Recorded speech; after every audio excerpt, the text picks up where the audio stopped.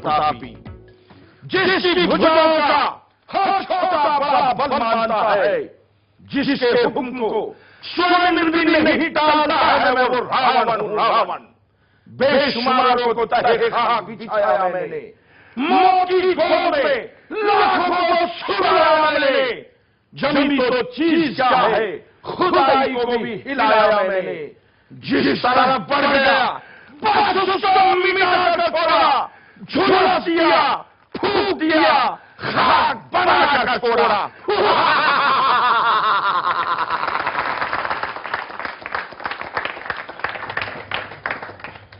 नमस्कार, हम लोग में आपका स्वागत है। और आप समझ गए होंगे कि आज दशहरे के दिन हम बात कर रहे हैं रावण की, राम की और रामायण की। जी हां, अगर देखा जाए तो इस समय हमारे मुल्क में, क्या पूरी दुनिया में, सबसे बड़ी जरूरत यह है कि कैसे रावण को पहचाना जाए। सबसे बड़ी बात यह है क्योंकि रावण जो है वो घर घर पहुंच गया है। रावण जो है उसकी महिमा जो है वो ज्यादा हो गई है, राम की महिमा थोड़ा कम हो गई है। रावण की टीआरपी जो है, उसकी जो लोकप्रियता जो है वो ज्यादा लगती है, राम की कम लगती है। किस तरह से हम इस रावण को अपने समाज में, अपने घर में, अपने देश में पहचान सकते हैं, क्योंकि इसे पहचानने के बाद ही हम उसका वध कर सकते हैं। आपने जो अभी शब्द सुने नागर साहब के, जो कि रावण की भूमिका करते आए हैं शालीमार बाग दिल्ली की रामलीला में कई वर्षों से, वो बताएंगे। और साथ ही हमारे साथ में तमाम यहाँ ज्ञानी और गुरु लोग जो हैं वो यहाँ पर बैठे हुए हैं, ये भी हमें बताएंगे कि रावण आजकल असली है कौन। राजेंद्र यादव जी हमारे साथ में यहाँ पर मौजूद हैं। राजेंद्र जी, क्या हम इस रावण को आज के जमाने में पहचान पा रहे हैं, और क्या एक डॉक्टर की तरह हम इसका उपचार कर सकते हैं, एक गुरु की तरह मार्ग दिखा सकते हैं? मुझे एक बात बताइए पंकज जी, क्या हम सिर्फ भक्ति और भावना और श्रद्धा की ही बात करने जा रहे हैं, या कुछ विवेक की बात भी करेंगे? विवेक के बिना तो काम चलेगा नहीं चलेगा ना। तो विवेक मेरा ये कहता है कि राम के बारे में मेरी धारणा बहुत अच्छी नहीं है। इसलिए नहीं है कि मुझे नहीं लगता कि राम ने जिंदगी भर कोई अच्छा काम किया। मुझे बताइए कि उन्होंने रावण की बहन की नाक काटी। अगर मैं मुहावरा इस्तेमाल करूं तो इज्जत लूटी, नाक काटने का मतलब। अगर उसी मुहावरे में दें दोनों भाइयों ने मिलकर, ये बताइए मुझे कि बाबर कुछ 100-1800 कितनी फौज लेकर आया और उसने यहां यानी विजय कर लिया हिंदुस्तान है। ये सब गए और लंका जीत ली इन्होंने। रावण ने इनका क्या किया था? सीता ने अपने आप लक्ष्मण रेखा का उल्लंघन किया था, रावण ने हाथ पकड़ कर नहीं खींचा था। सीता, लगता है कि सीता बहुत दुखी हो गई थी कि इन लोगों के साथ रहते जंगल में, और वो रावण के साथ चली गई खुशी खुशी, और रावण ने बहुत सम्मान के साथ उनको अशोक वाटिका में रखा। राम को लेकर आज जितना खून खराबा, जितनी राजनीति, जितनी उठापटक हो रही है, रावण को लेकर नहीं हो रही। ठीक, रावण के जो मैंने कहा कि जो उसकी लोकप्रियता है वो राम से ज्यादा है। स्वामी जी हमारे साथ में यहाँ पर हैं, विशालानंद जी। स्वामी जी, जब ये बात ऐसी कह रहे हैं तो राम की इतनी महिमा इतनी बड़ी क्यों है हमारे समाज में? देखिए, मैं क्षमा चाहूंगा सबसे पहले राजेंद्र यादव जी से, क्योंकि मैं आपकी बात से बिल्कुल भी सहमत नहीं हूं। रावण के, भगवान राम जब वनवास गए तो उसके पीछे बहुत बड़े आध्यात्मिक रहस्य थे। और आज के परिप्रेक्ष्य में देखें, आज की प्रेजेंट पॉलिटिकल सिचुएशन को भी, यहाँ सोशल सिचुएशन को देखें, तो आज के जो नेता हैं, आज के जो राजा हैं, आज जो गद्दी पर बैठे हुए हैं, वो कभी भी वनों में नहीं निकलते। भगवान राम ने वन में निकलकर सबसे पहले इस बात को प्रमाणित किया कि मेरा स्थान वहां पर नहीं है जहां पर राजपाट और सब सुख समृद्धियां हैं। आज जैसे एसी कैबिन्स में बैठ के, एसी चैम्बर्स में बैठ के डिसीजंस अंदर से ही दे दी जाती हैं, प्रैक्टिकली ग्रास रूट लेवल पे जाकर देखा ही नहीं जाता कि प्रॉब्लम्स कहां पर एग्जिस्ट करती हैं। भगवान राम ने सबसे पहले इन प्रॉब्लम्स का खंडन किया, और उन्होंने खुद अपने यश ऐश्वर्य को छोड़कर वनों में गए। वहां जाकर जो भील थे, जो केवट थे, जो नीची जातियां थी, जिनको उस समय भी लोग निग्लेक्ट करते थे, मेन सोशल स्ट्रीम से नहीं जोड़ा जाता था, उनको जाकर भगवान राम ने गले लगाया। अगर उन्होंने शूर्पणखा की नाक काटी तो उसके पीछे एक कारण था कि उन्होंने कहा कि शूर्पणखा चरित्र से गिरी हुई थी। अगर विवेक की बात करें, अगर हम बुद्धि की बात ना करें, अगर बाहरी बुद्धि की बात ना करें, यदि हम विवेक की बात करते हैं, तो वो चरित्र से महान थे और महान चरित्र का संदेश पूरे समाज को देना चाहते थे। देखिए एक बात सुनिए, देखिए जो सत्य गले न उतरे उसे प्रतीक बना दो, उसे मेटाफर बना दो, उसे आध्यात्मिक आप और मैं नेताजी राजेंद्र जी, मैं आपसे एक छोटी सी बात कहना चाहूंगा। आप और मैं जो करते हैं उसे लीला नहीं कहा जाता, परंतु जो भगवान राम ने किया या जो कृष्ण ने किया वो लीला थी। उसका अर्थ यह है कि हम उनको देखकर उन्हें अपना आदर्श बनाए और उन्हें अपने जीवन में उतार सके। हमने उन चीजों को लेना है कि हमारे मैं जरा यहाँ आपसे पूछना चाहूंगा उदय जी, क्या आपको लगता है कि वास्तव में इन्होंने जो बताया कि जो हमने हर एक चीज को मेटाफोरिक बना दिया है और उसे ऊपर रख दिया है, उसका आचरण उस पर हम आचरण हमारा वैसा नहीं है, सिर्फ ये बोल दिया भाई राम की जय हो और काम अपना राम नाम जपना, पराया नाम अपना, सबसे ज्यादा मेरे ख्याल में आजकल ये जो है इसका इस्तेमाल होता है। ये बात बिल्कुल अपनी जगह सही है कि राम और रावण प्रतीक बन गए हैं और रावण जो है वो बुराई के, लालच के, सब कुछ अपने को हड़पने का प्रतीक। राम दूसरी तरफ, जैसे स्वामी जी कह रहे हैं, त्याग के, बलिदान के, मर्यादा के, पिता की आज्ञा पालन करने, ये प्रतीक है। मैं ये मानता हूं कि अगली पीढ़ी को संस्कार देने के लिए राम कथा एक बहुत आवश्यक कथा है और उसके माध्यम से हमारे पास कोई दूसरा पात्र नहीं है जिनसे हम अगली पीढ़ी को संस्कार दे सकें। अच्छाई की अच्छाई क्या होती है और बुराई के कारण क्या परिणाम होते हैं। राम ने जिन मर्यादाओं का पालन किया, कृष्ण ने सब तोड़ी। राम 12 कलाओं के अवतार हैं, कृष्ण 16 कलाओं के पूर्ण अवतार हैं। हम किसको महान माना? दोनों महान। देखिए उनका रावण हमारे जो हैं ये कुछ इस पर आपत्ति करना चाहते हैं। मैं राजेंद्र यादव जी ने ये बात अभी स्वीकार करी कि रामचंद्र जी 12 कलाओं के अवतार थे और कृष्ण जी 16 कलाओं के अवतार थे। यानी ये तो ये बात मानने को अब तैयार हो गए कि रामचंद्र जी भी अवतार थे, भगवान थे। एक बात। दूसरी बात, अब अगर इतने बड़े बड़े विद्वान जात और पात को लेकर के इस तरीके का, मैं इसका उदाहरण अभी दूंगा यहीं पे जी, अगर ये इस तरीके का वैमनस्य अगर समाज में फैलेगा तो उसका प्रभाव हमारी आने वाली पीढ़ी पर नहीं पड़ेगा, क्योंकि भगवान कृष्ण भी यदुवंशी थे और इत्तेफाक से राजेंद्र यादव जी भी यदुवंशी हैं। तो इन्होंने अपने समाज के जो भगवान है उन्हें तो 16 कला और पूर्ण अवतार मान लिया, भगवान राम को नहीं माना, उनको चुनाव नहीं लड़ना भाई, उनको नहीं माना। तो मैं इस बात से बड़ा संतुष्ट हूँ कि कम से कम इन्होंने रामचंद्र जी को अवतार तो माना। तो देखिए साहब, रामचंद्र जी की जो आप आलोचना करेंगे तो वो रावण को भी बर्दाश्त नहीं है। सबसे बड़ी बात रामचंद्र जी की ये है कि राम, मैं शाहिद मेहदी साहब से बात करना चाहूंगा इस बारे में। शाहिद साहब, आपने यहाँ देखा लोगों ने, बड़े बच्चे सब बैठे हुए हैं यहाँ पर, नई पीढ़ी यही है, इन्होंने खूब तालियां बातों में बजाई। क्या आपको लगता है कि वास्तव में ये जो मेटाफर है ये काम आ सकते हैं? राजधर्म की बात है, रामराज की बात है। पहली बात तो ये कि जिस जबान जो हमारी मादरी जबान है उसमें राम के बारे में क्या कहा गया है, और जो हमारा सबसे बड़ा शायर माना जाता है इकबाल, उन्होंने राम के बारे में क्या कहा है? राम के वजूद पे हिंदुस्तान को नाज, वो अहले नजर समझते हैं इसको इमाम हिंद।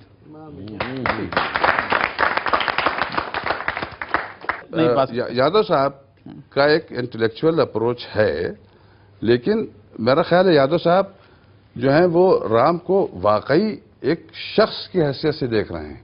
मैं राम को एक सिंबल की हैसियत से देख रहा हूं, जो खैर का सिंबल, शख्स और शक्ति। अरविंद त्रिवेदी साहब हमारे साथ में। अरविंद त्रिवेदी साहब, एक मिनट आपसे भी मैं पूछना चाहूंगा, क्या आपको लगता है, इतने साल आपको हो गए रावण का किरदार किए हुए है, क्या आपको लगता है कि रावण की महिमा जो है कुछ ज्यादा हो गई है हमारे समाज में, हमारे मुल्क में, और राम की जो महिमा है वो कम होती जा रही है? राम की महिमा कम नहीं हुई, राम की महिमा और बड़ी और रावण की सब छोटी है ही। जिस प्रकार यादव जी ने कहा, राजेंद्र यादव जी ने, बहुत दुख हुआ कि रावण भी दुखी हो गया आज तो दशहरे के दिन इस प्रकार के उनके वचन सुनकर। मैं जल्दी से आपसे पूछना चाहता हूं कि आज सब यंग लोग हम बात कर रहे हैं, आप रेडियो FM रेडियो 104 से जुड़े हुए हैं, आपने पूरा 6 महीने के लिए आप रामायण जो है वो चलाएंगे, वाल्मीकि रामायण वो भी, क्या आपको लगता है इसका असर पड़ेगा इस नई पीढ़ी पे?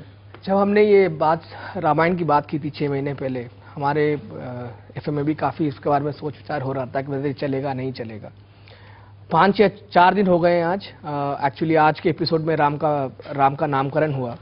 आपको ये जानकर बहुत आश्चर्य होगा कि हमने इसको फेसबुक और ट्विटर में भी डाला। आज तक पिछले 48 घंटों में 4000 से ज्यादा रिस्पॉन्सेस आए हैं, ऑल और फ्रॉम यंगस्टर्स।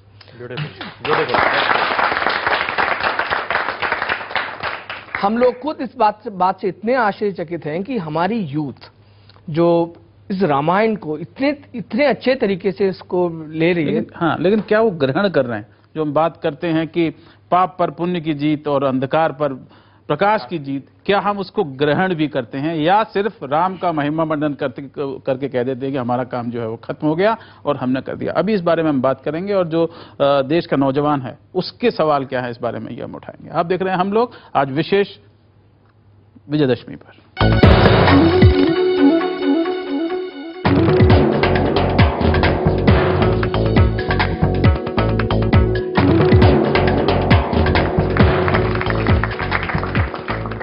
एक बार फिर आपका स्वागत है। अगर हम तुलसी रामायण को उठाकर देखते हैं जो गोरखपुर गीता प्रेस गोरखपुर वालों ने छापी है, तो कुल वो 975 पेज की है, लेकिन रावण का जो वध है वो 3 पेज में खत्म हो जाता है। मंदोदरी का विलाप है वो भी 3 पेज में खत्म हो जाता है। तो लोग उसको ज्यादा ध्यान नहीं रखते।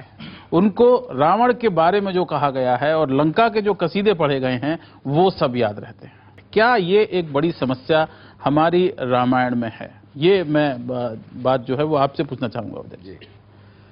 देखिए, पहली बात तो ये है कि न तो हम ये कह सकते हैं कि रावण में कुछ अच्छाइयाँ नहीं है। रामायण हम ढंग से पढ़ें, और वाल्मीकि रामायण चाहे रामचरितमानस, रावण के अंदर भी बहुत सी अच्छाइयाँ थी।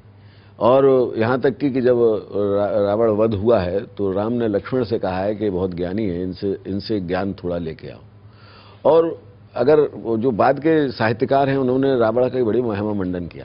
यानी यहाँ तक कि मैंने भी एक छंद लिखा एक बार, और वो मैंने रावण के लिए लिखा। और उसमें ये था कि जब सीता जी के पास जाता है रावण और ये कहता है कि हमारी ओर एक बार देखो, तो वो तिनके की ओट से बात करती हैं, ये अपमान होता है। तो मंदोदरी को इसका बहुत बुरा लगता है।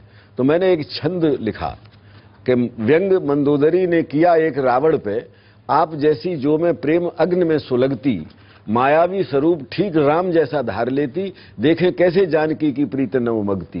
भोला 10 शीश ये भी चाल चल देख चुका, ठगनी कुचाल मेरी मुझको ही ठगती, और जब जब राम का स्वरूप धारता हूं तो पराई हर नार मुझे जननी सी लगती। मैं जो कहना चाहता हूं कि ये केवल नाटक और कहानी नहीं है, हमारे अंदर रावण और राम दोनों हैं। ये हमारा सकारात्मक सोच है कि हम किसको लें। और केवल ये कहना कि समाज में रावणों की संख्या बढ़ती जा रही है, ये सही है, इसीलिए राम की अर्थवत्ता भी बढ़ती जा रही है। पंकज जी, आपने एक बात कही कि केवल 3 पेज पे या 6 पेज पे रावण की बात कही गई। जब हम रामायण या रामचरितमानस की बात करते हैं, जिस सब्जेक्ट पे रहते हैं उस सब्जेक्ट के विषय में हमेशा उस पुस्तक में अधिक लिखा होता है। यदि आप साइंस की किताब पढ़ेंगे उसमें साइंस के विषय में ही लिखा होगा, कुछ एक एग्जांपल्स उससे अलग हटके दिए होंगे जो उसको प्रूव करते हैं। इसलिए रामचरितमानस का यदि सही अर्थ देखें तो वह है कि राम का चरित्र एक आम इंसान में, मनुष्य में कैसे उतर सके। और यही है रामायण। रामायण का अर्थ है राम का अभियान, राम का आयन। भगवान श्री राम का अभियान क्या था? The movement of Ram. तो यदि उस मूवमेंट पे देखते हैं तो वहां पे भगवान राम के चरित्र के ऊपर सारी बात कही गई है। अब बहुत सारे एक प्रश्न इस बैठक में ये भी निकले कि राम हुए या नहीं हुए, इस पर भी प्रश्न चिन्ह लग सकता है। मैं ये कह सकता हूं हुमायूं हुए या नहीं हुए, इस पर प्रश्न चिन्ह लग सकता है। बाबर हुआ या नहीं हुआ, कई राजा और कई बादशाह हुए या नहीं हुए, उन पर प्रश्न चिन्ह लग सकता है।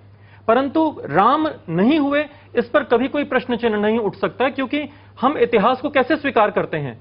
हम इतिहास को प्रतीकों से स्वीकार करते हैं ना। राम के मूल्य आप बताइए कि कौन सा ऐसा मूल्य है राम का जो सबसे ज्यादा इस समय हमारे हिंदुस्तान में सबसे ज्यादा जिसकी जरूरत है? संघर्ष और आम आदमी से जुड़ा होना। आम आदमी से जुड़ा। राम ने आम आदमी से, विपन्नों से, जिनको कार्ल मार्क्स हैव नॉट्स कहते हैं, उन हैव नॉट्स के साथ जोड़ा, सर्वहारा के साथ जोड़ा। दुनिया में किसी महान प्रतीक ने सर्वहारा के साथ अपने आप को इतनी गहराई से नहीं जोड़ा जितना राम ने जोड़ा। सबसे बड़ी बात भी आती है तो वहां पर भी उन्होंने एक बहुत श्रेष्ठ उदाहरण प्रस्तुत किया कि एक छोटे से एक नागरिक, एक धोबी के कहने पर उन्होंने अपनी पत्नी का भी परित्याग कर दिया। एक ऐसा आदर्श है कि कितनी ट्रांसपेरेंसी है उनके रात में निकाल दिया। ट्रांसपेरेंसी लेकिन है, उन्होंने कहा कि लोग हम पर आरोप लगा रहे हैं, लेकिन एक बड़ी बात यहाँ पे बताऊं आप, क्योंकि वहां पर जनता जो है, जो राम राज की जो जनता है, उसकी क्या वो बहुत जरूरी वो है हमें सुनना। सब निर्दम्भ धर्मरथ पुनि, सब जो हैं दम्भ नहीं है किसी में, निर्दम्भ है, धर्मरथ है, पुनि है, नर और नारी चतुर सब गुनी, सब पढ़े लिखे हैं। इसमें लिटरेसी की जो बात आप कर रहे थे, गरीबों की, कुपोषण की बात कर रहे थे, वो भी इसमें आती है। नर और नारी चतुर सब गुनी, सब गुणज्ञ पंडित सब ज्ञानी, ज्ञानी लोग हैं, पंडित लोग हैं, सबको विवेकशील हैं, सब कृतज्ञ नहीं कपट से आनी। ये जो है कि कपट जो है और जो सयानापन है, ये लोगों में नहीं है।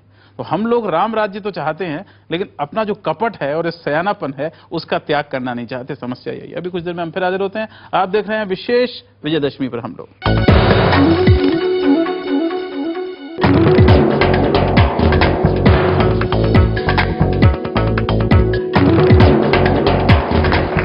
हम लोग पर विजयदशमी विशेष में एक बार फिर आपका स्वागत है। जैसे हमने शुरुआत में आपको बताया कि हमने ऑनलाइन पोल किया कि 2010 का रावण कौन सा है, क्योंकि हम बिजनेसमैन ऑफ द ईयर होता है, स्पोर्ट्समैन ऑफ द ईयर होता है, क्रिकेटर ऑफ द ईयर होता है, एक्टर ऑफ द ईयर होता है, सब होता है। रावण ऑफ द ईयर जो है वो बहुत जरूरी है।